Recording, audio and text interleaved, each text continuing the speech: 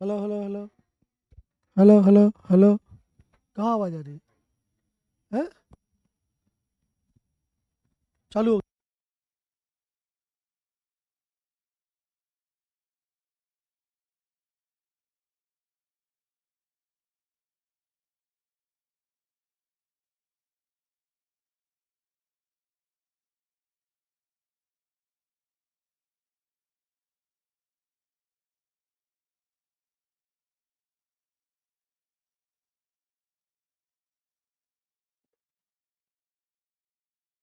ये सब हटा दीजिए।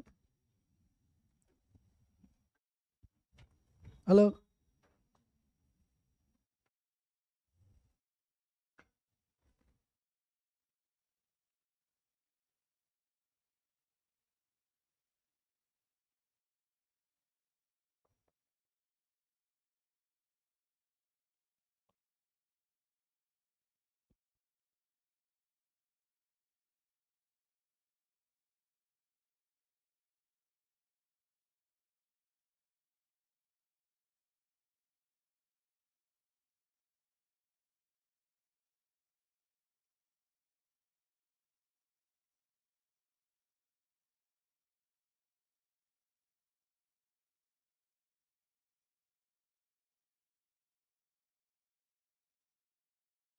चलिए, तो आज आज की जो शॉर्ट क्लास है जो कि मैं आपकी ले रहा हूँ, उसका मेन जो मतलब टारगेट है वो है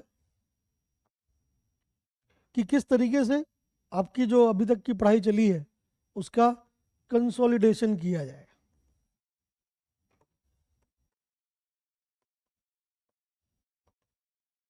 तो नो डाउट आप तैयारी कर रहे हैं, और आप अभी से नहीं, बहुत सालों से तैयारी कर रहे हैं।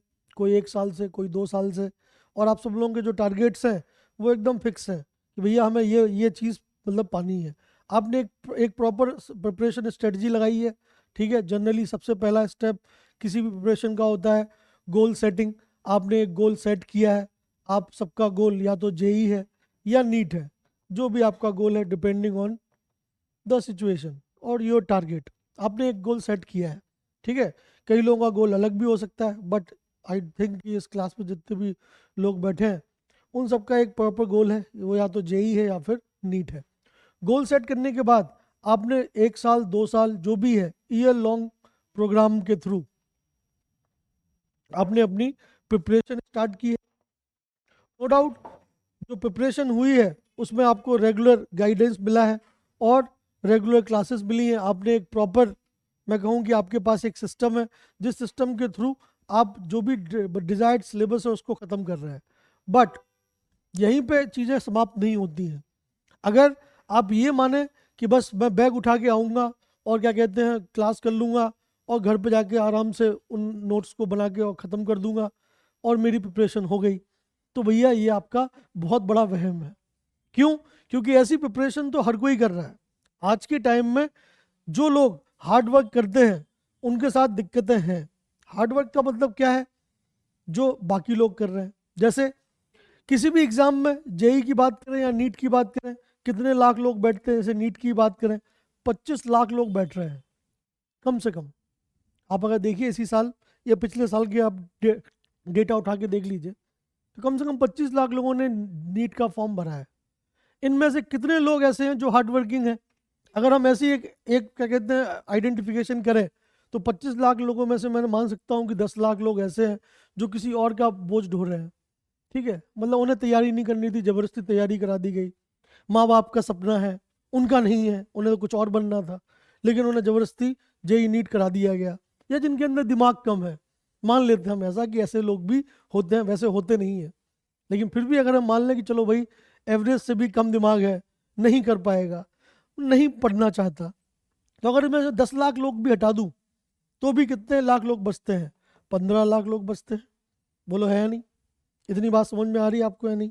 ठीक है, चलिए इन 15 लाख लोगों में से भी मैं ये मान लेता हूँ कि भैया कुछ लोग ऐसे हैं जो कि आपसे कम दिमाग रखते हैं, मतलब नहीं है उतना दिमाग, या फिर नहीं है उनकी तैयारी उतनी अच्छी जितनी आपकी है। ठीक है, मान लेते हैं 10 लाख लोग ऐसे हैं जो कि आपसे कमतर हैं या आपसे कमज़ोर हैं। तब भी 5 लाख लोग तो ऐसे हैं जो कि क्या कर रहे हैं? हार्ड वर्क, खूब मेहनत कर रहे हैं, आपकी तरह ही खूब डेली सुबह उठते हैं और डेली का एक प्रोग्राम बनाते हैं कि भैया आज मेरे को ये काम करना है और मैं आज फोड़ के रहूँगा, पता नहीं क्या करूँगा, ये चैप्टर ख़त्म कर दूंगा, वो कर दूंगा, 100% सिलेबस कर लूँगा, है कि नहीं? बिल्कुल, आप सबके सबके अंदर से ये आवाज़ें आती हैं, आपके अंदर से भी आती होंगी। और मैं तो मान रहा हूँ कि आप एकदम क्रीमी लेयर हैं, टॉप 5 लाख में हैं। लेकिन आप बताइए, क्या 5 लाख सीटें हैं? है क्या? तो आपको समझ में आना चाहिए कि एग्जाम की स्ट्रेटजी क्या है।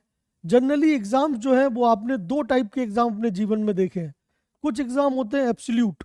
एब्सोल्यूट का मतलब जो क्लास 10th का एग्जाम है, क्लास 12th का एग्जाम है, ये सब एब्सोल्यूट एग्जाम है। इन एग्जाम में पास होने का मतलब ये है कि आप पढ़े लिखे आदमी हैं, ठीक है। लेकिन 12th क्लास के एग्जाम में टॉपर बन जाने से या पास हो जाने से क्या आपकी लाइफ सेट है? क्या आपको नौकरी मिलने वाली है? क्या आप अपने जीवन भर 12th क्लास के बोर्ड के टॉपर बन के काम चला सकते हैं? नहीं। वो मोमेंटरी खुशी है कि ठीक है भाई 12th क्लास में हम टॉपर बन गए, हमें फूल मालाओं से स्वागत किया गया, क्या बात है, ठीक है। लेकिन कोई आपको लाइफ लॉन्ग सपोर्ट नहीं देने वाला। लेकिन जैसे ही आप क्या कहते हैं रियल दुनिया में आते हैं तो आपके सामने एग्जाम होते हैं कौन से? रिलेटिव। रिलेटिव एग्जाम का एग्जाम्पल है जेई नीट। याद रखिए, एब्सोल्यूट एग्जाम और रिलेटिव एग्जाम में सबसे बड़ा अंतर है कि एब्सोल्यूट एग्जाम में हमें पहले से पता होता है कि हमारा रिजल्ट क्या है। आप सबको पता होगा, जब आपने क्लास 10 का एग्जाम दिया होगा तो आप एग्जाम देते वक्त ही समझ जाते हैं कि भैया मैं पास हो जाऊंगा या नहीं। क्यों? क्योंकि रिजल्ट पहले से पता होता है कि नहीं? भैया रिजल्ट पहले से पता होता है कि 100 में से 33 नंबर लाने हैं, 33 से ऊपर आए मैं पास, 33 से नीचे आए तो मैं फेल। तो एक बेसिक आइडिया तो लग ही जाता है कि भैया मैं इस एग्जाम में पास हो जाऊंगा। इवन आपको परसेंटेज का भी आइडिया लग जाता है कि मेरा अराउंड 70% आएगा या 80% आएगा, इतना मैंने लिखा है तो उसके हिसाब से इतना हो जाएगा, है कि नहीं? ये एग्जाम है कौन से? एब्सोल्यूट एग्जाम, जिसमें रिजल्ट पहले से पता होता है कि भैया 100 नंबर का पेपर आएगा, डिफाइंड सिलेबस है, डिफाइंड टेक्स्ट बुक है, ठीक है, और मुझे उस 100 में से कम 33 नंबर लाने हैं, मेरा काम हो जाएगा, है कि नहीं? Are you getting the point? ठीक। क्या कोई नंबर ऑफ सीट्स है क्या? क्या कोई बोर्ड ऐसे रिजल्ट निकालता है क्या कि हम इस साल केवल 20% लोगों को पास करेंगे? ऐसा नहीं है। बोर्ड के एग्जाम के रिजल्ट के मतलब कैसे आते हैं? अगर आपने न्यूज़ पढ़ी हो तो 95% लोग पास हो गए, है कि नहीं? इस बोर्ड का कभी कभी तो 100% लोग पास हो गए। क्यों? क्योंकि लिमिटेशंस नहीं है, किसका? सीट्स का। दैट मीन्स अपॉर्चुनिटी नहीं है, ये क्या है? एक नेसेसिटी है। और जब नेसेसिटी है एग्जाम तो फिर वो इसी तरीके से होते हैं, इनमें कोई लिमिटेशन नहीं है। अगर 5 लाख लोग बैठे और 5 लाख लोगों के ही 33% से ऊपर आ गए तो हम क्या बोल देंगे? हमारा रिजल्ट 100% है, सभी लोग पास हो गए, बहुत बढ़िया। Are you getting the point? तालियां, है कि नहीं? लेकिन सोचिए, अगर यही सेम बात आप रिलेटिव एग्जाम के ऊपर कर सकते हैं, क्या आपको पहले से पता है कि इस साल जेई में कितना कट ऑफ जाने वाला है? क्या आपको पहले से जानते हैं कि नीट में कितने नंबर आने से आपका सिलेक्शन हो जाएगा, आपको जीएमसीएच मिल जाएगा? नहीं जानते आप। रीजन बीइंग, क्यों नहीं जानते? क्या रीजन है उसका बताइए। रीजन ये है कि ये एग्जाम एब्सोल्यूट है ही नहीं। ये एग्जाम क्या है? लिमिटेड सिलेक्शन के लिए। दैट मीन्स मुझे बहुत बड़ी भीड़ है मेरे सामने, ठीक है, लेकिन उस भीड़ में से मुझे केवल 4-5 लोगों को ही सिलेक्ट करना है। Point, this is the situation है। समझ में आई बात? तो जब रिलेटिव एग्जाम की आप तैयारी कर रहे हैं या रिलेटिव एग्जाम की आप बात कर रहे हैं तो बहुत ही क्लियरली आपको ये समझ में आना चाहिए कि आपको केवल अच्छा नहीं करना है, क्योंकि ऐसा भी हो सकता है, there may be a case, कि 90% स्कोर करने के बाद भी आपका नीट में सिलेक्शन ना हो। उस दिन सबका दिमाग चल जाए, सारे 25 लाख मतलब 5 लाख लोग जो पढ़ने वाले हैं सबका दिमाग चल गया, सबके ही नंबर 90% से ऊपर आ गए तो आप फेल हो जाएंगे 90% पे, ठीक है। और आप ऐसा भी हो सकता है कि 30% पे आप टॉपर बन जाए, उस दिन सब लोग पागल हो जाए, सबका दिमाग ना चले, केवल आपका ही चले, आपके 40% आए, आपकी रैंक 1 आएगी। पॉइंट। तो रिलेटिव एग्जाम और एब्सोल्यूट एग्जाम में आपको पहले पता होना चाहिए कि क्या अंतर है, अदरवाइज आपकी स्ट्रेटजी कैसे बनेगी? आप कैसे अपने आप को उस एग्जाम के लिए तैयार करेंगे अगर आपको एग्जाम का बेसिस ही नहीं पता? तो आप समझ लीजिए कि 2 टाइप के एग्जाम हैं। एक टाइप के एग्जाम जिनको आप छोड़ चुके हैं, कई लोग हैं अभी लाइन में, एब्सोल्यूट एग्जाम, 12th वाले लोग, ठीक है, उन्हें अभी एक एब्सोल्यूट एग्जाम देना है। उसकी स्ट्रेटजी एक ही है भाई, अनंत काल से एक है, और वो क्या है? Hard work. और जनरली आपने 12th क्लास का एग्जाम, 10th क्लास के एग्जाम स्कूल में ही दिए होंगे, ऑफ कोर्स हर स्कूल की दीवारों पे लिखा रहता है hard work is the key to success, है कि नहीं? किसी भी मतलब आपको मान लेते कभी दिक्कत होती है, मान लेते हैं आप केमिस्ट्री पढ़ रहे हैं, मेरी सब्जेक्ट की बात करते हैं, केमिस्ट्री पढ़ रहे हैं, आपको कोई चैप्टर नहीं आता क्लास 12th में, मान लेते हैं आपको नहीं समझ में आया सॉल्यूशन, तो आप क्या करते हो? आप टीचर के पास भागते हो, सर ये नहीं हुआ, तो टीचर क्या बोलता है? और पढ़ और मेहनत कर, बिल्कुल होगा, एक बार और पढ़, है ना? सारे टीचरों की भी यही पर्सपेक्टिव होता है कि जितनी मेहनत करोगे उतने नंबर आएंगे। और ये बात बिल्कुल सही है, वैलिड है। जितनी ज़्यादा आप मेहनत करते हो, क्योंकि सिलेबस लिमिटेड है, एनसीईआरटी से ही पूरा पेपर आना है, एनसीईआरटी एग्जाम्पलर प्रॉब्लम जितनी ज़्यादा आप सॉल्व करोगे, प्रैक्टिस जितनी अच्छी करोगे लिखने की, मोतियों जैसे अक्षर लिखोगे, बाय डिफॉल्ट बोर्ड में अच्छे नंबर आएंगे।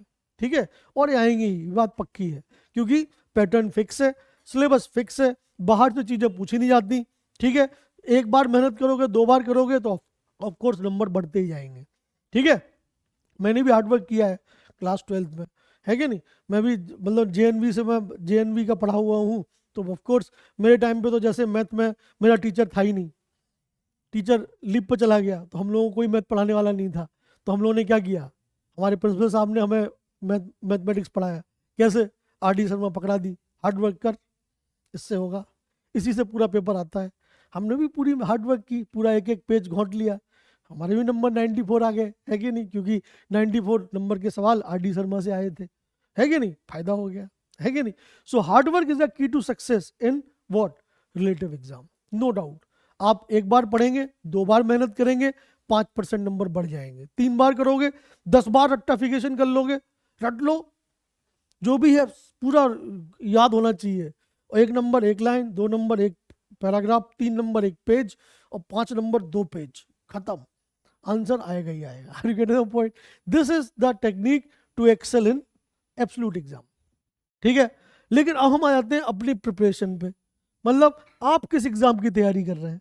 हमारा एग्जाम है रिलेटिव एग्जाम, यहाँ पे क्या यही सेम स्ट्रेटजी चलेगी आपकी? तो आंसर है नहीं, अब नहीं चलने वाली। और वही मैं आपको एक्सप्लेन कर रहा था, 25 लाख लोग बैठते हैं, मान लेते 10 लाख लोग जबरदस्ती बैठे हुए हैं, उन्हें नहीं बनना डॉक्टर इंजीनियर, उन्हें जबरदस्ती उनके ऊपर थोपा गया है, मम्मी पापा की इच्छाएं, दोस्तों का ग्रुप, वो भी कर रहा है तो मैं भी करूंगा, ये सब पीयर प्रेशर, ये सब से वो 10 लाख लोगों को मैंने हटा दिया है। वो लोग अपने मन से तैयारी नहीं कर रहे हैं, किसी दूसरी की तैयारी कर रहे हैं, उनको हटा दिए, तब भी कितने लाख लोग बचे? 15 लाख लोग बचे। 15 लाख लोगों में से भी मैं मान लेता हूं कि आप उनमें से सबसे बेस्ट है, सबसे ज्यादा हार्डवर्किंग है, तो 5 लाख में आप आ गए। लेकिन क्या 5 लाख लोगों के सिलेक्शन होते हैं जेई और नीट में? नहीं। सीटें तो 50,000 भी नहीं है, सीट्स जो है नीट में टोटल पूरे भारत की अभी तो बहुत बढ़ गई है, कितनी निकलेंगी? 30,000 40,000, इससे ज्यादा नहीं होंगी। बताइए, 5 लाख लोग हार्डवर्क कर रहे थे, तो फिर एज पर द प्रीवियस ज्ञान 5 लाख लोगों का भला होना चाहिए, लेकिन नहीं होता है। 5 लाख लोगों में से भला होता है कितने का? केवल 30,000 लोगों का।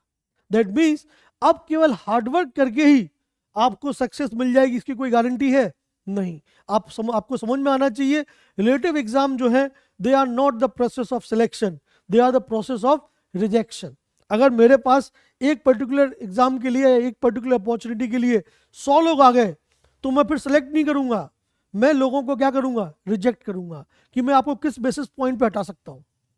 जो जिसको नहीं हटा पाया वो क्या हो गया? सिलेक्ट। तो कोई ये बोलता है ना कि मेरा जेई में सिलेक्शन हो गया, एक्चुअली वो रिजेक्शन से बच गया, इसलिए उसका सिलेक्शन हुआ है, वैसे सिलेक्शन किसी का नहीं होता है।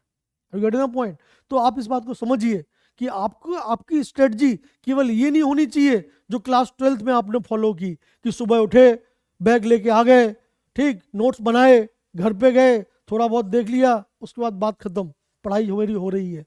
अगर यही पढ़ाई है तो ये पढ़ाई तो इसी सिटी में कम से कम 100 जगह हो रही है, और इस सिटी जैसे कितनी सिटीज़ हैं पूरे भारत में? 1000 से ऊपर है। कितने लोग ऐसी मेहनत कर रहे हैं जैसी आप कर रहे हो? इनफाइनाइट लोग। क्या उतनी सीटें हैं? नहीं, उससे बहुत कम सीटें हैं। मैं केवल टॉपर्स ही निकाल लूँ हर साल के, जैसे जो लोग अभी रिपीट कर रहे हैं, उन लोगों के लिए तो बहुत ही बुरी खबर है।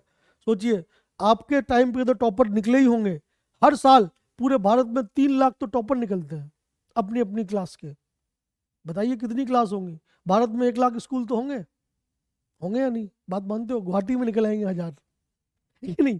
पूरे भारत में 1 लाख स्कूल तो होंगे ही, हर स्कूल में 2 सेक्शन तो होंगे ही, हर सेक्शन का एक टॉपर तो होगा ही, तो 2 लाख तो हार्ड वर्किंग टॉपर है मेरे पास।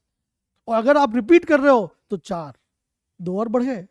पॉइंट। तो वो 4 लाख लोग तो भैया मेहनत कर ही रहे हैं, उनकी तो स्ट्रेटजी है, वो तो पिछले 12 साल से टॉपर बने हुए हैं, यही काम करके मेहनत करते रहो गधों की तरह, हार्ड वर्क करो, सोचो मत क्या होना है, सब सही होगा, है कि नहीं? तो आप इस बात को समझिए कि hard work no doubt is a very good thing, लेकिन अगर आपको ये नहीं पता कि आप कितने पानी में हैं, आपकी प्रिपरेशन वास्तव में चल रही है या नहीं, तो भैया वो हार्डवर्क किसी काम का नहीं है, वो तो एक स्केलर क्वांटिटी है। आप केवल अपना मैग्नीट्यूड बढ़ाते जा रहे हो, भाई बहुत सारी इंफॉर्मेशन आपको मिल रही है, सबको इकट्ठा करते जा रहे हो, बस उस इंफॉर्मेशन का करना क्या है, उसे किस डायरेक्शन में मतलब हमें फोर्स लगाना है ताकि डिस्प्लेसमेंट मिले, तभी ना वर्क होगा। अब दीवारों में फोर्स लगाते रहिए, क्या दीवारें हिलेंगी? नहीं। वर्क डन क्या आएगा? 0। वही वाली बात है। तो हार्ड वर्क करने से आपको सिलेक्शन होगा, इसकी गारंटी या इसकी प्रोबेबिलिटी है कम। तो क्या करना चाहिए? ऑफ कोर्स आपको अपनी सेल्फ एनालिसिस करनी चाहिए, अपने हिसाब से आपकी प्रिपरेशन होनी चाहिए, किसी और के हिसाब से नहीं। कोई हार्ड एंड फास्ट टूल नहीं है। लोग पूछते हैं सर आपका आईआईटी में सिलेक्शन हुआ, बताइए कितने घंटे पढ़ते थे आप? भाई मेरी स्ट्रेटजी से आपका नहीं होगा, आपको अपनी खुद की स्ट्रेटजी बनानी पड़ेगी, क्योंकि वही मैटर करेगी। और वो कैसे बनेगी? जब आप अपनी खुद की एनालिसिस करें। तो मैं आपको यही बताना चाहता हूं, आज की क्लास का जो मेन टारगेट है या जो मेन टॉपिक है वो यही है कि आप अपनी प्रिपरेशन को कंसोलिडेट कैसे करें। आपको कैसे पता चले कि आप जो प्रिपेयर कर रहे हैं वास्तव में उसका रिजल्ट आएगा या बस ऐसे ही है, हम हर कोई कर रहा है। पूरे गुवाहाटी में कम से कम 20,000 लोग कर रहे हैं, लेकिन क्या 20,000 लोग डॉक्टर बनेंगे? नहीं, 200 बन जाए, यही बड़ी बात है। और गेटिंग अ पॉइंट। तो आप कैसे उस 200 वाले ब्रैकेट में पहुंचे, वो हमें यहाँ पे बात करनी है। तो मैंने आपको बताया कि क्या मेन अंतर है एग्जाम सिस्टम में और आप किस एग्जाम की तैयारी कर रहे हैं। अगर आप 12th की तैयारी कर रहे हैं, मैं आपको बिल्कुल बधाई देता हूँ, आप हार्डवर्क करिए, आपके नंबर बढ़िया आएंगे, गारंटी है। लेकिन अगर आप जेईई नीट की तैयारी कर रहे हैं, तो बस केवल ये सोच के कि बस मुझे पढ़ाई करनी है और मैं पढ़ाई कर रहा हूँ, हो रही है पढ़ाई, और पढ़ाई का नाम यही है कि आना है, नोट्स बनाना है, खाना खाना है और सो जाना है, तो भैया ये पढ़ाई तो बहुत लोग कर रहे हैं और ये बात गारंटी है कि सिलेक्शन होने के चांसेस बहुत कम है। समझ में आई बात? तो हमें क्या करना चाहिए, हमारी अप्रोच क्या होनी चाहिए, ठीक है, वो हम आज डिस्कस करेंगे। और उस अप्रोच का नाम है, हमारे पास जो अप्रोच हम लोग यहाँ पे आइडेंटिफाई करेंगे वो है क्या? Smart work. तो स्मार्ट वर्क करिए। स्मार्ट वर्क का मतलब क्या है? जब भी रिलेटिव एग्जाम की बात आए तो हार्ड वर्क क्या सिखाता है भाई? हार्ड वर्क ये सिखाता है, जैसे ये आप है, ठीक, आपके पास नो डाउट अलग अलग आदमी का अलग अलग चॉइसेस होता है, न्यूरल नेटवर्क अलग अलग है, न्यूरॉन सबके अंदर है क्योंकि हम सब इंसान हैं, ठीक है, न्यूरॉन्स तो हैं, बट कनेक्शंस अलग अलग हैं। किसी आदमी को थ्योरेटिकल टॉपिक पसंद आते हैं, किसी आदमी को मैथमेटिकल टॉपिक पसंद आते हैं, किसी को कुछ और पसंद आता है, अपनी अपनी पसंद है भाई, अपनी अपनी चॉइसेस है। तो सबसे पहला स्टेप होता है सेल्फ एनालिसिस करना, कि भैया आप अपने आप को कितना पहचानते हैं। और अगर आप अपनी सेल्फ एनालिसिस करें तो in no doubt around 60% to 70% syllabus ऐसा है जिसमें आप अपने आप को क्या फील करते हैं? आसान, इजी टू गो, अच्छा लगता है आपको। अलग अलग आदमी के लिए अलग अलग है। समझ में आई बात? सेल्फ एनालिसिस का मेन मुद्दा क्या है? कि अपने बारे में पहचानना कि मैं कितने पानी में हूं, मुझे क्या पसंद है। जैसे आज आपको अपनी पसंद निकालनी है, आप केवल घर पर जाइए, केवल चैप्टर के नाम, एनसीईआरटी का कंटेंट्स पेज खोल लीजिए, ठीक है, चैप्टर 1 चैप्टर 2 लिखा रहता है ना। चैप्टर 1 पढ़ोगे, जैसे मोल कंसेप्ट, क्लास 11 की एनसीईआरटी पहला चैप्टर मोल कंसेप्ट, कई लोगों को मोल कंसेप्ट पढ़ते ही अंदर से फील आ जाएगी ये टॉपिक मेरे से हो जाता है, ये मेरे को अच्छा लगता है। कई लोगों को लगा एक बहुत ही बकवास टॉपिक, क्या कभी कभी समझ में नहीं आया, एक भी सवाल सॉल्व नहीं होता है। तो आपको केवल क्या आइडेंटिफाई करने हैं कि कौन कौन से टॉपिक आपको पसंद है, ठीक। अगर आप एक एवरेज स्टूडेंट हैं, वास्तव में आपने पढ़ाई की है हार्डवर्क वाली, तो अराउंड 60 to 70% सिलेबस ऐसा होगा जिसमें आप साइकोलॉजिकली स्ट्रांग है, मतलब जो आपको अच्छा लगता है। अब किसी को इनऑर्गेनिक केमिस्ट्री पसंद होगा, किसी को ऑर्गेनिक पसंद होगा, किसी को ऑर्गेनिक बिल्कुल पसंद नहीं होगा, अपनी अपनी चॉइस है, ठीक है। वो एक मैं आपके लिए स्ट्रेटजी नहीं बना सकता, आपको खुद अपने लिए स्ट्रेटजी बनानी पड़ेगी। आप खुद अपने बारे में जानिए, ठीक है भाई। मुझे को मॉडर्न फिजिक्स पसंद है, मैकेनिक्स नहीं आता, एनएलएम तक आता है, सर्कुलर मोशन नहीं आता, या फिर आगे के टॉपिक नहीं आते, है कि नहीं। आपको अपनी सेल्फ एनालिसिस करके उस सिलेबस को निकाल लेना है जिसमें आपको, जो आपको क्या लगता है आसान, जिसमें आप कॉन्फिडेंट है, जिसमें आप साइकोलॉजिकली स्ट्रांग है। समझ में आ रही बात, ठीक है। और रिमेनिंग सिलेबस जो है वो कितना होगा, अराउंड 30 to 40%, जो कि आपको क्या लगता है डिफिकल्ट, ठीक है। तो बोलो सर ये तो हम तो 11th में भी जानते थे, 12th में भी जानते थे, 11th में भी हमारा ये था, हमें कुछ टॉपिक अच्छे लगते थे, कुछ टॉपिक खराब लगते थे। तरीका है सोच का। हार्डवर्क क्या सिखाता है, हार्डवर्क आपको ये सिखाता है कि जो आपको आता है उसको तो भूल जाओ, वो तो आता है। हार्डवर्क क्या सिखाता है, अपना सारा समय कहाँ पे लगाओ, उन टॉपिक्स पे जो आपको नहीं आते हैं। बताइए आपके स्कूल का टीचर हमेशा क्या क्या कहता रहता था, 100% सिलेबस कवर होना चाहिए, 100% सिलेबस, 100% यही कहता रहता है, पूरा होना चाहिए, कुछ भी छूटना नहीं चाहिए। Point that means hard work technique ये बताती है कि जो आपको आता है, जो आपके हाथ में है, उसको तो वो तो आपको आता है, छोड़ दीजिए उसको, वो तो हो गया। जो आपको नहीं आता है उसके पीछे दौड़ लगाइए और लगाते रहिए, अपना सारा समय उसी पर लगाइए, क्योंकि वो आपको नहीं आता है। नो डाउट, बिल्कुल सही सही स्ट्रेटजी है। किसके लिए, बोर्ड के लिए, क्योंकि बोर्ड में जो सवाल आते हैं वो आते हैं थ्योरेटिकल। अगर आपको समझ में नहीं भी आया, आपने रट भी लिया, तो भी सवाल सॉल्व हो जाएगा, क्योंकि न्यूमेरिकल्स तो कम आने हैं, लिखने वाला आना है, वो तो लिख ही दोगे आप। अगर आपने 10 बार 20 बार रट्टा लगाया है तो ऑफ कोर्स नंबर तो आ ही जाएंगे। I get the point. तो ऑफ कोर्स ये हार्डवर्क की टेक्निक जो है that is very useful in what, absolute exams. But सोचिए जब रिलेटिव एग्जाम की बारी आएगी, क्या ये टेक्निक से आपको फायदा होगा? नहीं, आपको होगा लॉस। क्यों होगा लॉस, मैं आपको बताता हूँ। क्योंकि एग्जाम आप देने जाएंगे तब आपको पता चलेगा। और जितने भी लोगों ने एग्जाम दिए हैं, आप सब जानते हैं एग्जाम का एक साइकोलॉजिकल प्रेशर होता है। जो प्रेशर कौन बनाता है? कोई ये बोलता नहीं है आपके अंदर से कि एग्जाम है, एग्जाम है। बाहर वाले लोग बनाते हैं, इन्वायरमेंट बनाता है। बोर्ड का ही प्रेशर इतना हो गया होगा कि आपके हाथ कांपते होंगे बोर्ड के एक दिन पहले लिखते वक्त, अरे, है कि नहीं? समझ में आई बात? आपने आपने जरूर फील किया होगा जब आप एग्जाम देने जा रहे हो क्लास 10th का, तो बाहर भीड़ देख के आपको एकदम डर लगा, अरे भाई आज जो बोर्ड का एग्जाम है, अलग लगता है, नींद नहीं आती, रात को बुरे बुरे सपने आते हैं, पेन नहीं है मेरे पास, पेन नहीं चल रहा, ऐसे सपने आते हैं, है कि नहीं? सबको आते हैं, है कि नहीं? इसको बोलते हैं एग्जाम का प्रेशर। उस प्रेशर वाले डिफिकल्ट माहौल में पिन ड्रॉप साइलेंस, एक आदमी एकदम लेदर शू पहन के टक टक टक चल रहा है, मौत की घड़ियां सुन रहे हैं आप, समझ में आई बात? वैसे इन्वायरमेंट में कौन से टॉपिक आपका साथ देंगे, ये कि वो, ये? समझ में आई बात? यहाँ पे आप कंफर्टेबल फील करेंगे क्योंकि साइकोलॉजिकली आप यहाँ पे स्ट्रांग है। समझ में आई बात? उन टॉपिक्स में आप नॉर्मली अच्छा नहीं कर पा रहे हो, तो एग्जाम के गंभीर माहौल में, खतरनाक माहौल में आप वहां पे कैसे सवाल सॉल्व करेंगे बताइए, जब वो नॉर्मली आपके हाथ में नहीं है। तो एग्जाम के मैं कहूँ कि एकदम टीडियस माहौल में, एडवर्स सिचुएशन में आप कैसे एक्सपेक्ट कर सकते हैं कि आप वहां से 100% नंबर स्कोर करेंगे? पॉसिबल ही नहीं है, ठीक है। और यही इसी वजह से मैक्सिमम हार्ड वर्किंग लोग ना यहाँ के रह पाते हैं और ना वहाँ के रह पाते हैं, क्योंकि उन्हें पता ही नहीं होता कि उनकी स्ट्रेंथ क्या है, उनकी वीकनेस क्या है। और यू गेटिंग अ पॉइंट? भाई किसी भी कंपनी के इंटरव्यू में आप आगे चल के जब जाएंगे तो वहाँ पे सवाल पूछा जाता है, एचआर पॉलिसी है, आपकी स्ट्रेंथ क्या है, आपकी वीकनेस क्या है। आपको लगता होगा ये क्यों पूछ रहा है, इससे क्या ही फायदा है? फायदा बहुत है भाई। आपकी स्ट्रेंथ म्यूजिक सुनना है या कुछ भी है, या लड़ाई करना है या कुछ भी है, उससे उसे मतलब नहीं है, लेकिन उससे उसे ये पता चलता है कि आप अपने बारे में कितना जानते हैं। क्योंकि अगर आपको अपने बारे में नहीं पता कि आपकी स्ट्रेंथ क्या है, आपकी वीकनेस क्या है, मतलब आप एक सुलझे हुए इंसान नहीं है, आप प्रोफेशनल तो नहीं हो सकते। Are you getting my point?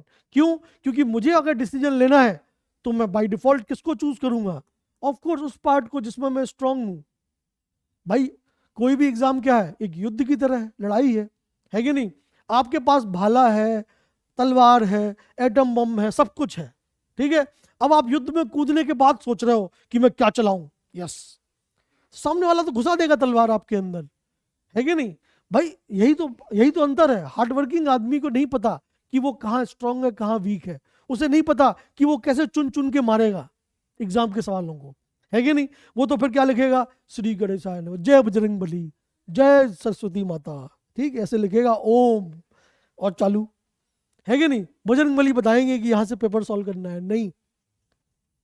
भगवान भी उन्हीं का साथ देता है जो अपने बारे में सोचे। तो अपने बारे में सोचिए बॉस, है कि नहीं? आपको पता होना चाहिए कि आप कहाँ पे स्ट्रांग है, कहाँ पे वीक है, अदरवाइज आपकी हालत बहुत खराब होने वाली है। जैसे मैं अगर अपनी बात करूं तो मुझे मैथ के 2 टॉपिक बिल्कुल पसंद नहीं थे। एक टॉपिक था परम्यूटेशन कॉम्बिनेशन एंड प्रोबेबिलिटी, कभी समझ में नहीं आए। ऑल्दो मैं आईआईटी से ग्रेजुएट हूँ और आईआईटी में मैंने 4 कोर्स किए हैं प्रोबेबिलिटी के, इलेक्ट्रॉनिक्स में, ठीक है, ऑफ कोर्स प्रोबेबिलिटी बेस्ड है कोर्स, ठीक है। लेकिन आज भी मैं अपने आप को प्रोबेबिलिटी में अच्छा नहीं मानता हूँ। मुझे पता है कि मैं आज भी प्रोबेबिलिटी का क्वेश्चन सॉल्व करूंगा तो जवाब सही आएगा गलत मैं नहीं मानता, मुझे नहीं पता सही होगा कि गलत, कर तो दूंगा। पॉइंट। अब मेरे सामने क्या सिचुएशन थी, अगर मैं एक हार्डवर्किंग आदमी होता तो मैं क्या करता, मैं अपना पूरा समय किसके ऊपर लगाता, प्रोबेबिलिटी एंड परम्यूटेशन कॉम्बिनेशन के ऊपर। जैसे अभी कितने महीने बचे हैं, 4 महीने बचे हैं आपके नीट के एग्जाम के लिए। जैसे मान लो मेरे पास 4 महीने बचे होते और मेरे को पता है कि मेरे को ये पोर्शन नहीं आता, तो मैं क्या कर सकता हूँ as a hard working student, मैं उस टॉपिक की 5 किताबें खरीदता, 5 लोगों से मिलता और अपना सारा समय उस टॉपिक को पढ़ाई करने में लगाता। This is hard working technique. क्या होता मेरा, भाई प्रोबेबिलिटी में मैं बेकार हूँ, ठीक है, 5 कोर्स कर लेने के बाद भी, सब में पास करने के बाद भी आज मेरी यही हालत है, तो आप समझ सकते हैं कि एग्जाम में क्या होगा मेरा। मैं नहीं करूंगा प्रोबेबिलिटी का सवाल, नहीं हो पाएगा मेरे से। अगर मैं करूंगा भी तो 10 मिनट बर्बाद हो जाएंगे और आंसर सही है नहीं है इसकी कोई गारंटी नहीं है। और गेट माय पॉइंट, ये मेरी situation as a hard working student. लेकिन सोचिए मैंने क्या किया, मैंने कहा भैया प्रोबेबिलिटी एंड परम्यूटेशन कॉम्बिनेशन मेरे से नहीं हो रहा, मैं मेरे सिलेबस में ही नहीं है, बात ही खत्म। मेरे सिलेबस में बाकी टॉपिक है ना भाई जो मेरे को आते हैं, मैंने उन 4 महीने में जो बचे हुए थे मैंने अपने सारे जो आसान टॉपिक जो मेरे को आसान लगते थे उनको इतना स्ट्रांग बनाया कि उनका सवाल मैं नींद में भी सॉल्व कर लूँ, ठीक है। और जो टॉपिक खराब थे ऐसा नहीं कि उन्हें फाड़ के फेंक दिया, उनके बेसिक फॉर्मूले पढ़ लिए कि अगर आसान सवाल आएगा तो हम भी कर देगा। जैसे बेस थ्योरम का सवाल आता है, ठीक है, जो कि आसान होता है, 2 नंबर का सवाल होता है, वो तो हम भी कर देगा। तो हमने ये नहीं कि फाड़ के फेंक दिया, हमने बेसिक लेवल पे उसकी पढ़ाई की कि भैया अगर फॉर्मूला बेस्ड सवाल आता है हम सॉल्व कर देगा। लेकिन अगर टफ सवाल आता है तो वो मेरे से सॉल्व नहीं होने वाला भैया, -1 ही मिलना है। तो इससे बढ़िया है कि उसको छोड़ दिया जाए, अपना समय वहां लगाया जाए जहां से नंबर मिले, है कि नहीं? क्योंकि एग्जाम में नंबर देखे जाते हैं, ये नहीं देखा जाता कि वो नंबर आपको कहां से मिले। ऐसा तो लिखा नहीं रहता कि आपने ये नंबर 4 नंबर प्रोबेबिलिटी से कमाए हैं तो आप बहुत अच्छे आदमी हैं, और आपने 4 नंबर कोऑर्डिनेट ज्योमेट्री से कमाए हैं तो खराब आदमी है। ऐसा नहीं है, नंबर इज एवरीथिंग, ठीक है। तो ऑफ कोर्स अगर मैं स्मार्ट आदमी हूं तो मैं अपने समय को, मैं अपनी एफर्ट को उस डायरेक्शन में लगाऊंगा जहां से क्या हो, डिस्प्लेसमेंट हो, दीवारें हिले। तो दीवार पे नहीं हिला के मैं गेट पे लगाऊंगा ताकि गेट तो खुल जाए और मैं बाहर निकल जाऊं, है कि नहीं? अगर मैं एक मतलब स्मार्ट आदमी हूं जिसने सेल्फ एनालिसिस कर रखा है तो ऑफ कोर्स मुझे पता है कि मैं तलवारबाजी में स्ट्रांग हूं, तो मैं युद्ध में कूदूंगा तलवार निकाल के, 2-4 को तो मरूंगा तो अफसोस नहीं होगा कि अरे तो ऐसे ही मर गया। अरे गेट द पॉइंट, 2-4 को तो मारा, सेटिस्फेक्शन है। अरे get the point. So of course be smart बनिए। स्मार्ट का मतलब ये स्मार्ट मतलब अपने इजी टॉपिक को या अपने कंट्रोल में आने वाले टॉपिक्स को और स्ट्रांग बनाइए, जितना स्ट्रांग बना सकते हैं वो बनाइए। और जो टॉपिक आपके डिफिकल्ट है उनको उतने लेवल पे पढ़िए कि आसान सवाल आए तो सॉल्व कर दें, टफ सवाल आए तो हमें करना ही नहीं है भैया। हमारे सिलेबस में नहीं है कि हमारा टारगेट 100% है, नहीं, हमारा टारगेट है मेरी मैक्सिमम कैपेसिटी, और मेरी मैक्सिमम कैपेसिटी क्या है वो मैं डिफाइन करूंगा। और ये पॉइंट समझ में आ रही बात, ठीक है। तो अगर आप इतना काम करते हैं तो ये बात पक्की है कि आपकी प्रिपरेशन बाय डिफॉल्ट बढ़िया हो जाएगी और आपके नंबर्स बाय डिफॉल्ट चेंज हो जाएंगे। विद इन मंथ्स आपको रिजल्ट देखने को मिलेगा, ठीक है। और इसी चीज को हम बोलते हैं कंसोलिडेशन। आपने पढ़ लिया है सारा, मैक्सिमम टॉपिक आपके कवर हो गए हैं, अब ये मौका है कि आप अपने टॉपिक्स को क्या करिए, कंसोलिडेट करिए। देखिए कि कौन आपके हाथ में है और कौन आपसे दूर है। हाथ वाले को छोड़ना नहीं है किसी भी कीमत पे, क्योंकि वो ऐसा टॉपिक है जिसमें आप एक्सपर्ट बन सकते हैं, है कि नहीं? नींद में भी आंसर दे सकते हैं, भाई कोई आपको जबरदस्ती तंग करे, बोले 2+2 कितना बता, नहीं तो सोने नहीं दूंगा, तो आपके मुंह से अपने आप निकल आएगा 4, सोने दे।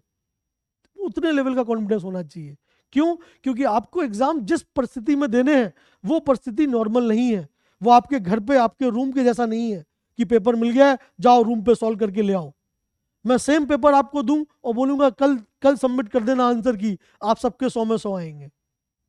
ठीक है, वही सेम पेपर मैं आपको यहीं पे बिठा के करवाऊं और सामने मतलब खाली छोड़ दूं लेकिन कैमरा लगा के रखूं, तो आपके नंबर आएंगे 90%, 80% घट जाएंगे, क्योंकि एक सिंसियर माहौल में काम हो रहा है। और वहीं पे मैं प्रॉपर एग्जाम करूं, ठीक है, 2 आदमी यहाँ पे लगा दूं, पिन ड्रॉप साइलेंस करा दूं, आपके नंबर 60% पे आ जाएंगे सेम पेपर में।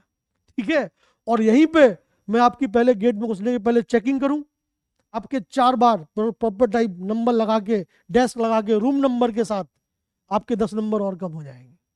ये सब स्ट्रेस है और ये स्ट्रेस लगातार बढ़ने वाला है, घटने वाला नहीं है। ठीक है, और स्ट्रेस को बढ़ाने के लिए कौन है? स्ट्रेस को बढ़ाने के लिए आपके आसपास के लोग हैं भरपूर, है कि नहीं? आपके पड़ोसी, आपके रिश्तेदार, जिनको एकदम इंतजार है आपके फेल होने का, ताकि वो आपके जख्मों पे नमक लगाएं, है कि नहीं? भाई आपकी सक्सेस केवल 2 ही लोग चाहते हैं, एक वो जो कि जिन्होंने आपको पैदा किया है, ठीक है, आपके माँ बाप, क्योंकि वो आपसे निस्वार्थ प्रेम करते हैं भाई। ठीक है, जो जो बातें उन्होंने पूरी नहीं की अपने जीवन में वो आपके थ्रू करना चाहते हैं, तो वो तो चाहेंगे भैया कि आपका सिलेक्शन हो। ठीक है, उसके बाद दूसरे कौन? हम जैसे लोग, क्योंकि आपके रिजल्ट से हम लोगों का क्या क्या क्या चल रहा है, सिंपल सी बात। ठीक है, समझिए, सबके अपने अपने बात है। लेकिन इन 2 लोगों के अलावा, टीचर्स और पेरेंट के अलावा, क्या कोई दूसरा आदमी चाहता है आपका सिलेक्शन हो? नहीं, क्योंकि इसमें थोड़ी ना मजा है। मजा तो तब है जब आपका सिलेक्शन ना हो और मैं आपसे पूछूं भाई नहीं हुआ क्या? बहुत बहुत बुरा हुआ यार, बहुत बुरा हुआ। और आपका पड़ोसी तो एकदम बाट जोए हुए है कि कब उन्हें पता चले कि आप फेल हुए, मजा आ जाएगा। फिर वो आएंगे और आपके ऊपर ताने मारेंगे। ये सब झेला है हुआ है हम लोगों का। ठीक है, इसलिए आपको बता रहे हैं कि भैया आपके पड़ोसी, आपकी दूर की मौसी, फूफा, वो सब लोग याद कर रहे हैं कि कब हमें उन्हें खबर मिले कि आपने नीट का एग्जाम दिया और आप फेल हो गए, ताकि वो तुरंत नमक लेके आए और बोले नहीं हुआ क्या? अरे कोई बात नहीं, बहुत टफ एग्जाम होता है। ठीक है, वो कभी खुश नहीं हो सकते। मैं अगर अपनी स्टोरी बताऊं तो मैं तो एक गांव का आदमी हूं जहां पे आईआईटी, मैं तो, मेरे पापा किसान था। ठीक है, हम नवोदय विद्यालय के मतलब पढ़े हुए हैं, नवोदय विद्यालय में मतलब फ्री में पढ़े हुए हैं, पैसा लगता तो हम पढ़ ही नहीं पाते। ठीक है, वहां से मैं आईआईटी में पहुंचा, तो आईआईटी में पहली बार में मेरा सिलेक्शन नहीं हुआ। 12th की हम टॉपर था, नो डाउट, सब कुछ था, लेकिन नहीं हुआ पहली बार में मेरा। ठीक है, 3 या 4 की बात है, नहीं हुआ आईआईटी में 1 साल तैयारी करने के बाद। तो गांव वालों ने भर के सुनाया, ठीक है, कि साला गरीब आदमी सड़क पे आ जाएगा, क्यों क्यों पढ़ा रहा है, हीरो बना रखा है, ये वो सब सब झेलो। ठीक है, उसके बाद भी तुम्हारे माँ बाप तुम्हारा साथ नहीं छोड़ते, वो बोलते ठीक है चलो एक बार और करो, ठीक है कर लो, तुम्हारे मन में है कर लो। ठीक है, जमीन गिरवी हुई रख के चलो, फिर से उन्होंने एक बार भेज दिया। ठीक है, मेरा जब हो गया अगले साल, तब भी वो लोग खुश नहीं थे भाई साहब, तब वो अलग डायलॉग दे रहे थे। जैसे वही मेरे चाचा जी जो पहले बोले थे आईआईटी बहुत बहुत बड़ी बात होती है, मत करो उसकी तैयारी, कुछ नहीं होने वाला, आईटीआई में कर लो, आईटीआई ज़्यादा अच्छा है। ठीक है, आईटीआई में फीस भी कम है, मेरा कोई आदमी भी है करा देगा। ठीक, आईआईटी बस की नहीं है, फालतू में क्यों अपना सड़क पे आ जाओगे, भीख मांगना पड़ेगा, ये वो मेरे मम्मी पापा से बोल रहे हैं मेरे सामने। तो आप सोचिए ये सब सुनना पड़ेगा आपको, सबको सुनना पड़ता है। ठीक है, उसके बाद जब मेरा हो गया तो वही चाचा जी क्या बोलते हैं, अरे आईआईटी में तो हो ही जाता है, मेरा दूर के चाचा का मौसा का लड़का का ये वो आईआईटी से पढ़ा हुआ है। This is the situation. मतलब आपकी फेलियर को हर आदमी मजे लेगा, आपकी सक्सेस में भी कोई आपका साथ नहीं खड़ा होगा, साथ में वही खड़े होंगे जिनका वास्तव में आपसे लगाव है। Are you getting the point? This is the situation. अब आपको डिसाइड करना है कि आप किस तरफ जाना चाहते हैं। आप उन लोगों को नमक खरीदने के लिए मजबूर करना चाहते हैं, खरीदिए, है कि नहीं? आपका पड़ोसी तो इंतजार में है। ठीक है, पड़ोसी को मतलब होता है किससे? पड़ोसी से। पड़ोसी को इससे मतलब नहीं होता कि मुकेश अंबानी ने इतने टाइम में 5,000 करोड़ रुपए कमा लिए, उससे उसका उसका कोई सिस्टम ही नहीं है। Are you getting point? क्यों? क्योंकि ह्यूमन की टेंडेंसी है कि सेम लेवल पे रहने वाले लोग हमेशा एक दूसरे से जेलस रहते हैं। This is human tendency, DNA में एम्बेडेड है कि नहीं? जैसे आप और आपका दोस्त, ठीक है, आप आपका दोस्त सेम पढ़ाई कर रहे हैं, साथ में घूम रहे हैं, खा रहे हैं, पी रहे हैं, मौज कर रहे हैं, ठीक है, पढ़ाई भी कर लेते हैं, एग्जाम दिया, आप पास हो जाए, दोस्त फेल हो जाए, बुरा लगेगा। अरे यार मेरा दोस्त फेल हो गया, मेरे साथ ही रहता था। लेकिन अगर वही दोस्त टॉपर बन जाए तो आपको और ज्यादा बुरा लगेगा कि साला अरे ये कैसे हो गया भाई, है मेरे साथ ही घूमता था, टॉपर बन गया सीधा, ये तो गलत बात है, ऐसा कैसे हुआ। आपको उससे बाय डिफॉल्ट नफरत आ जाएगी, ये गलत बात है, इसके साथ नहीं रहना है, पढ़ाकू है। This is the basic idea. ठीक है, तो आदमी आदमी बराबर लेवल के लोगों को दबाता है। आपके रिश्तेदार आपके लेवल पे हैं, आपके पड़ोसी आपके लेवल पे हैं, वो कभी नहीं चाहेंगे कि आप उस लेवल से ऊपर जाएं। हर आदमी आपको पीछे की तरफ खींचेगा। पॉइंट। और आपको इन सब चीजों का बदला लेना है। किसके थ्रू? बिना चिल्लाए, बिना गाली दिए, बिना रजिस्ट करे। आपकी सक्सेस का इतना शोर होना चाहिए कि अपने आप वो लोग ये चिल्लाना छोड़ दें और उसके अंदर समाप्त हो जाए, है कि नहीं? बाय डिफॉल्ट आप समझ रहे हो भाई, आजकल एक अपॉर्चुनिटी के लिए इनफाइनाइट लोग हैं। पुराना जमाना नहीं है। आप पुराने जमाने में एक कहावत थी कि कर्म करते जाओ फल की इच्छा ना करो। गीता में भी लिखा है, कर्म करते जाओ फल की इच्छा ना करो, भगवान फल देगा, है कि नहीं? तो क्यों? क्योंकि पुराने जमाने में लोग कम थे, ठीक है, जनसंख्या कम थी, तो फल तो मिल ही जाएगा। आप अपने दादाजी लोगों से पूछिए नौकरी कैसे मिलती थी। गांव में सरकार लोग के लोग आते थे, घूमते थे, भैया तेरी डिग्री बता, तू 10वीं पास है, चल बगल वाले स्कूल में मास्टर बन जा, भाई तू हट्टा कट्टा है, चल पुलिस में ज्वाइन कर ले। ऐसे सिलेक्शन होते थे। This was the time around 1960s to 1980s। 1960 से लेकर 1980 तक नौकरी ऐसी मिली। आप पूछ लीजिए अपने गांव के स्कूल के प्रिंसिपल से, बोलेगा हम मैट्रिक पास था, हमको नौकरी मिल गया। क्योंकि लोग कम थे, अपॉर्चुनिटी ज्यादा थी। ठीक है, अब हो गया है उल्टा। तो अब ये डायलॉग बाजी नहीं चल सकती कि हम तो तैयारी कर रहे हैं, हमारा तो सिलेक्शन हो ही जाएगा। नहीं होगा। अब आप अगर मेहनत कर रहे हो तो उसका फल आपको मिलना चाहिए। क्यों? क्योंकि एक बार फल नहीं मिला, लोग फिर भी आपको छोड़ देंगे थोड़ा बहुत नमक लगा के। 2 बार नहीं मिला तो चलो थोड़े और ज्यादा नमक बढ़ा देंगे। 3 बार नहीं मिला तो बोल देंगे पागल हो गया है, ये किसी काम का नहीं है। पॉइंट। और उस माहौल में, उस प्रेशर में आके खुद के लोग भी साथ छोड़ देंगे कि भैया अब तेरे से नहीं होने वाला, तू BSc कर ले, BA कर ले।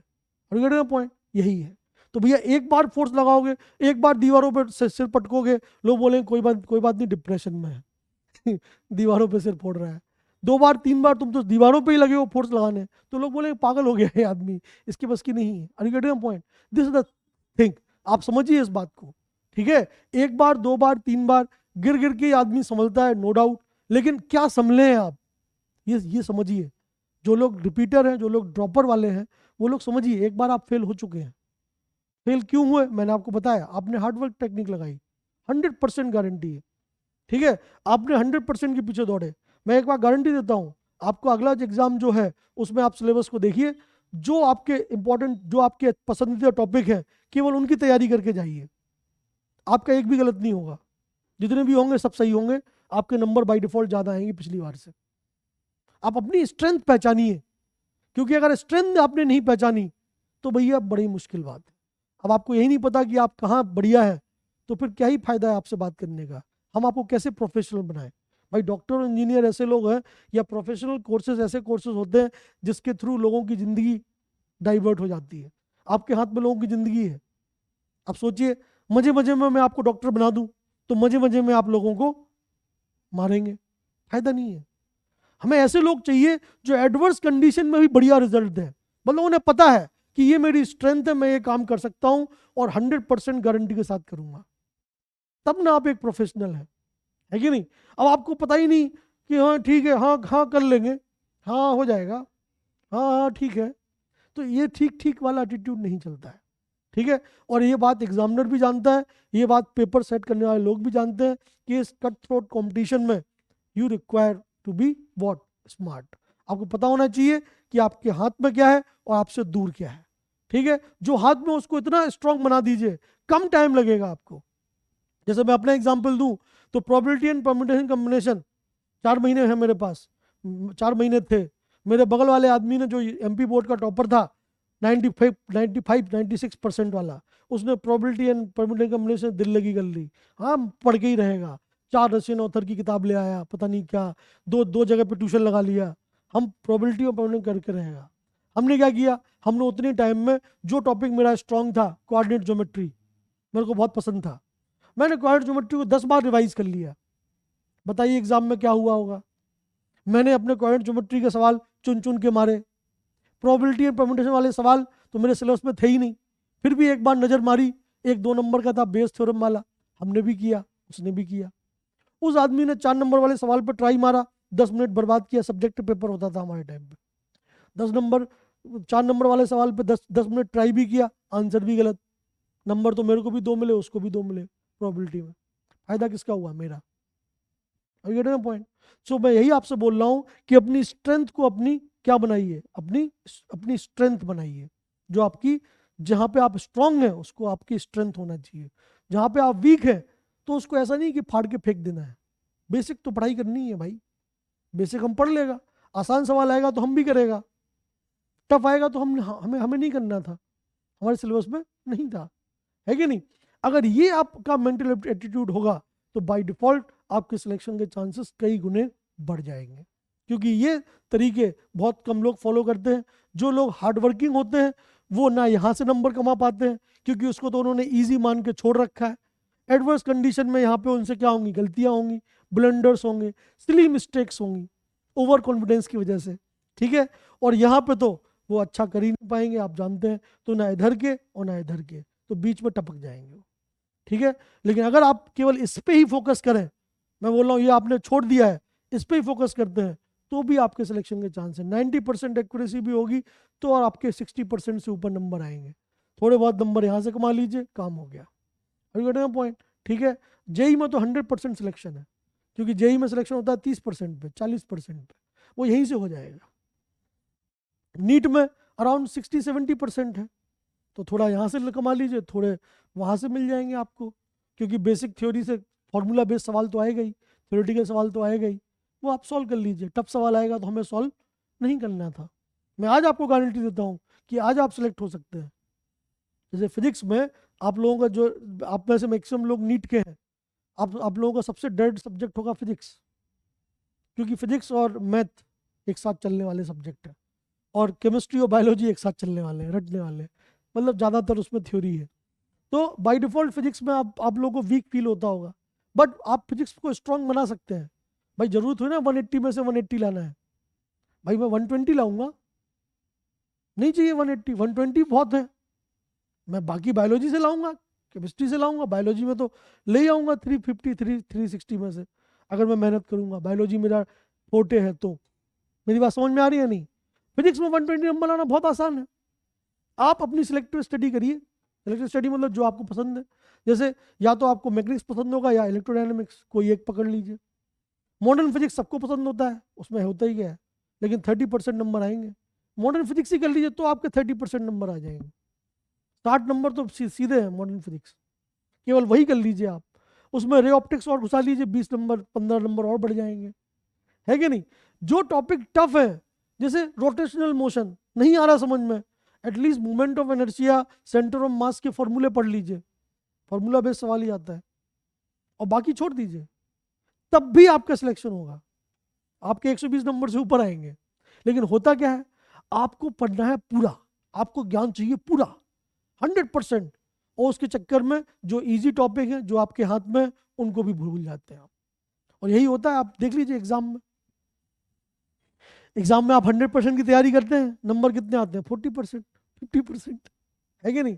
एक बार आप उस एग्जाम के सिलेबस को कंसोलिडेट करिए अपने हिसाब से, अपने स्ट्रेंथ को पहचानिए, और केवल वो टॉपिक पढ़ के जाइए तो आपके 20% ज्यादा आ जाएंगे, गारंटी है इस बात की। लेकिन आप हमेशा अपने समय को बर्बाद करते हैं किसके ऊपर, जो टॉपिक आपको टफ लगते हैं, जो कि एक गलत नोशन है। चीज़ों को समझिए, अपनी स्ट्रेंथ को पहचानिए, क्योंकि वही आपको आगे लेके जाएगा। बात समझ में आई या नहीं आई, ठीक है। इसी के तरह एक बार अगर आपकी प्रिपरेशन में ये चीज़ इंक्लूड हो गई, स्मार्ट वर्क वाली, तो फिर अगली चीज़ जो है, जो कि आपको बिल्कुल आनी चाहिए, वो आनी चाहिए कि हम कैसे प्रिपरेशन के लास्ट मोमेंट तक अपने आप को क्या रखें, अपने आप को इंक्लाइन, मोटिवेटेड, कमिटेड रखें। भाई वो जोश आपके अंदर नहीं है, जो जोश जब जब आप पहली बार क्लास में आए होंगे तब था आपके पास, वो जोश घटता है कि नहीं? जब आप पहली बार आते हैं, नया जोश नई ताजगी के साथ, हम फोड़ फाड़ के रहेगा, हम तो अब पूरा खत्म कर देगा, सिलेक्शन चाहिए इस बार, ठीक है। लेकिन जैसे जैसे समय गुजरता है वो ग्राफ जो है वो डिक्रीज होने लग जाता है। एक समय आता है जब चीज़ें इतनी बढ़ जाती हैं, क्योंकि छोटी छोटी मिस्टेक्स बन के ही बड़ा ब्लंडर करते हैं। छोटी मिस्टेक क्लास मिस कर देना, छोटी मिस्टेक सिलेबस खत्म नहीं करना, घर पे नोट्स नहीं बनाना, धीमे धीमे करके आप एकदम नीचे चले जाते हैं। फिर अगर उस मोमेंट पे कोई आपको सपोर्ट सिस्टम ना मिले तो आप कितनी अच्छे स्टूडेंट क्यों ना हो, आपको नीचे ही जाना है। दैट मीन्स आपको उस टाइम पे क्या चाहिए, एक प्रॉपर मोटिवेशन गाइडेंस जिसकी ज़रूरत है। जब भी आपको ऐसा लो फील हो कि भैया अब मेरे से नहीं होगा, ये तो बहुत टफ है, ये तो कहाँ फंस गया मैं, ठीक है, आपको तुरंत एक डोज ले लेनी चाहिए, किसी भी फैकल्टी से मिल ले, किसी भी मतलब मोटिवेशन लेक्चर सुन लीजिए, कुछ ना कुछ करिए ताकि अपने आप को सेल्फ मोटिवेटेड रखिए, क्योंकि बिना इसके, बिना कमिटमेंट के कोई गोल पूरा नहीं हो सकता। भाई मैं गारंटी देता हूं आप सभी लोग मेरे से कई गुना अच्छी कंडीशन में हैं। जब मैं क्लास 12 में था, मैं आपको गारंटी देता हूं कि आप मेरे को नहीं पहचान पाते। आज से 15 साल पहले भी आप नहीं पहचान पाते, ठीक है। भाई 12th क्लास में था मैं, 5 फुट 1 इंच का आदमी, 40 किलो भी वजन नहीं था, हड्डियों का ढांचा, माल न्यूट्रिशन आदमी, नवोदय विद्यालय में पढ़ा हुआ, दाल में ढूंढने पे तैर तैर तरो तब दाल मिलेगा, ऐसा वाला था, ठीक है। तो ऑफ कोर्स वैसा जब मैं उस लेवल से गांव का गरीब आदमी, पापा किसान, 4,000 रुपया महीने की नहीं थी सैलरी, मतलब मेरा सर्टिफिकेट जो लगा है आईआईटी में वो कितने का, 40,000 रुपया साल का लगा है। मेरे को हर साल मेरिट कम मीन्स स्कॉलरशिप मिली है। आईआईटी में मैंने 1 रुपया दिया नहीं, हर साल पैसा लिया है डिग्री के साथ, ठीक है। तो मैं आपको जब बता सकता हूँ कि उस जगह से, जिस जगह पे आईआईटी का फुल फॉर्म मैंने लोगों को बताया है, मैं जब आईआईटी में सिलेक्ट हो सकता हूँ, तो आप सब लोग तो मेरे से लाख गुना अच्छे हैं। आप सबको 6th क्लास से पता है कि आपको क्या बनना है, क्या गोल है। भाई 6th क्लास में मैं नहीं पता था, 12th पास करने के बाद भी नहीं पता था आईआईटी क्या होता है, ठीक। वो तो मेरा गोल क्या था, आपका गोल तो पहले से पता है आपको, जेई नीट। मेरा गोल था 5,000 रुपये की नौकरी, कि मेरा 5,000 रुपये का नौकरी लग जाए तो मेरा परिवार संभल जाएगा। This was the goal.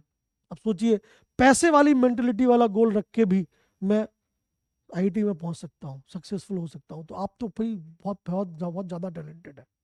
Metro cities में रहते हैं आप, आपके पास सब कुछ है, आपके माँ बाप के पास मेरे से ज़्यादा पैसा होगा, ठीक। उन एडवर्स कंडीशन में भी अगर आप एक ठान लेते हैं और आप मोटिवेटेड रहते हैं, कमिटेड रहते हैं, तो आपको कोई नहीं रोक सकता। जो आदमी ये बोले कि पैसे की वजह से उसकी पढ़ाई नहीं हो पाई, झूठ है। मैं इसका एग्जाम्पल हूँ। जब भी पैसा नहीं था, मेरे को ऐसे लोग मिले जिन्होंने बोला कि हाँ भाई ये आदमी आगे बढ़ेगा, इसकी हेल्प कर दो। कोटा में मैं जिस मकान में रहता था, 6x4 का मकान, केवल बेड लगता था और एक टेबल, उस टेबल में मैं रहा हूँ बेसमेंट में, ठीक है। और 800 रुपये किराया जो मैं नहीं दे पाता था, मेरे जो मकान मालिक था, एग्जीक्यूटिव इंजीनियर था वो पीडब्ल्यूडी में, उसने बोला कि ये आदमी टैलेंटेड है, उसने मेरे बात की, नंबर पूछे, रैंकिंग पूछा, बोला कोई बात नहीं, तुम ऐसे ही रहो, पैसा चाहिए मैं दूंगा। This was the situation. तो भाई ये सब बातें मत करो कि ये हर्डल है मेरे पास, वो हर्डल है, सबकी अपनी स्ट्रगल है, स्ट्रगल करनी पड़ेगी भाई। ठोकरें खा खा के आदमी हीरा बनता है, आपको भी वैसे ही बनना पड़ेगा। अब आप बोलो मजे मजे में काम होगा, नहीं होगा बॉस, पॉइंट, ठीक है। तो इस बात को समझिए, और यही चीजें हैं जो कि आपको मतलब जिंदगी का मतलब समझाती हैं, ठीक है भाई। नो डाउट मैं अपने आप को बहुत लकी मानता हूं कि मैं छोटे से लेवल से उठ के बड़े लेवल तक की सारी बातें जानता हूं, मैं सबसे इंटरेक्ट कर सकता हूं, मेरे पास सबके एक्सपीरियंसेस हैं।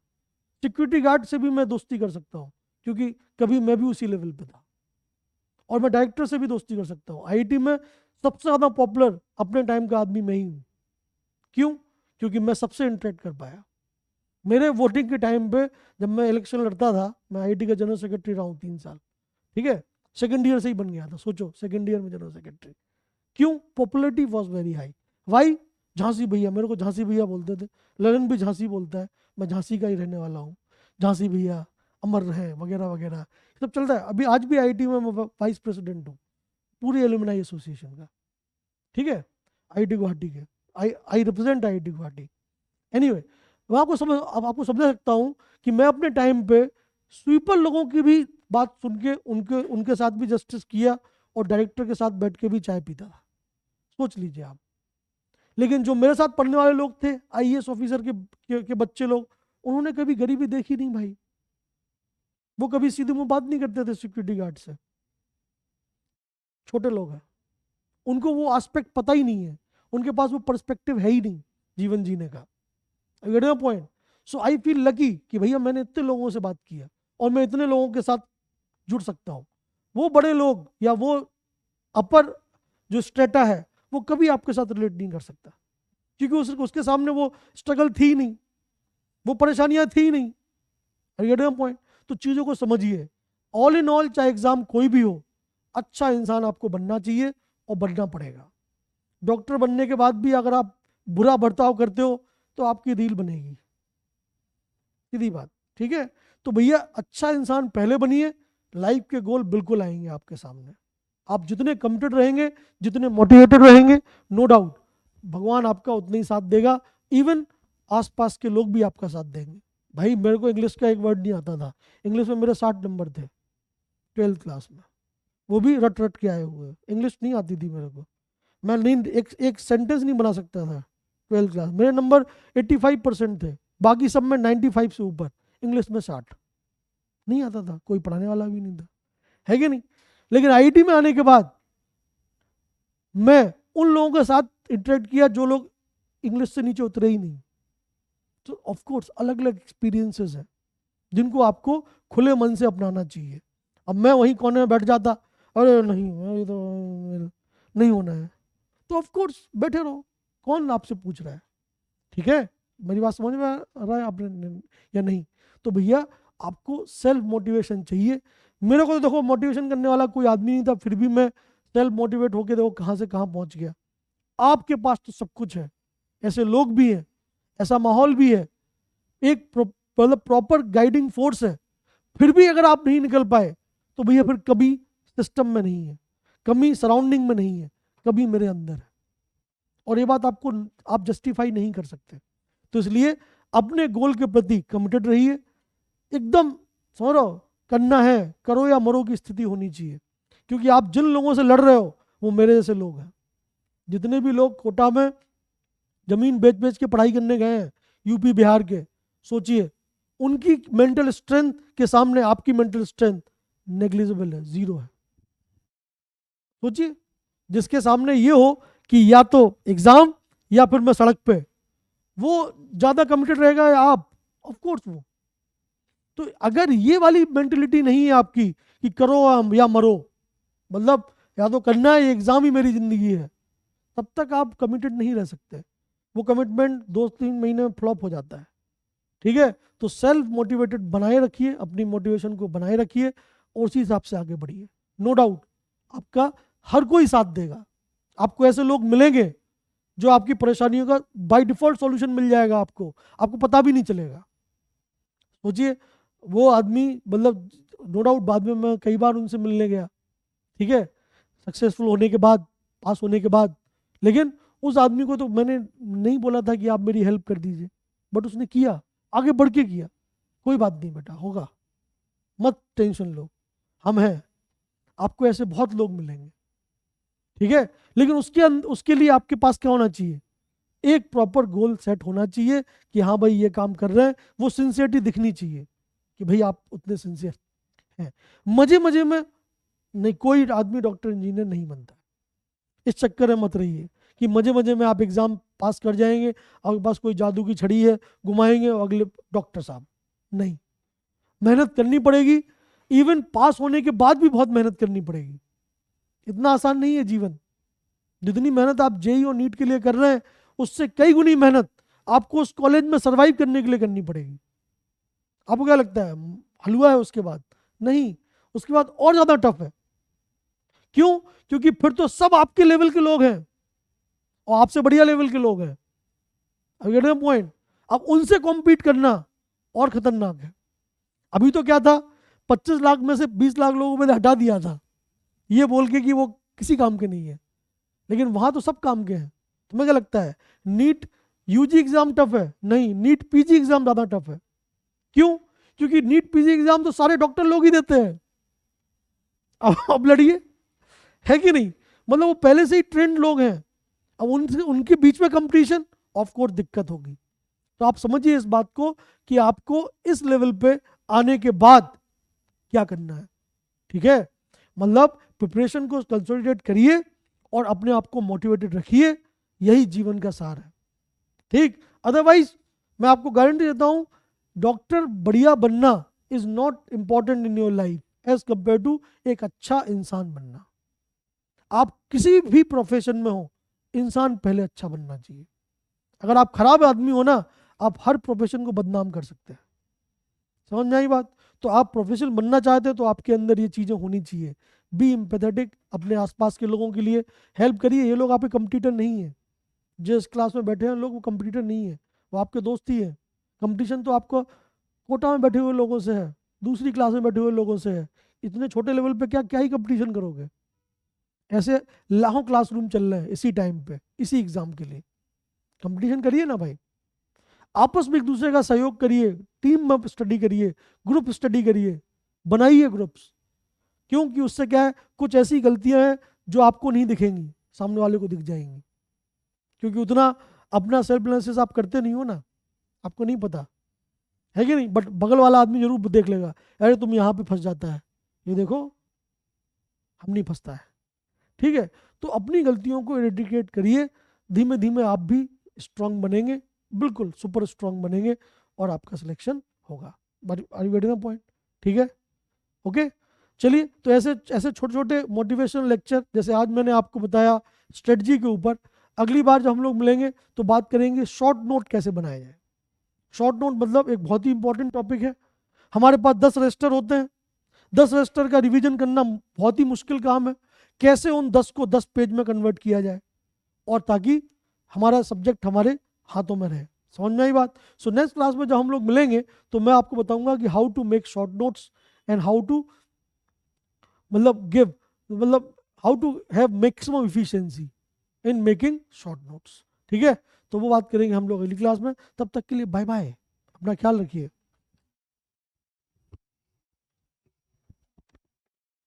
किसी को कुछ पूछना है तो बिल्कुल पूछ सकता है, बोलिए।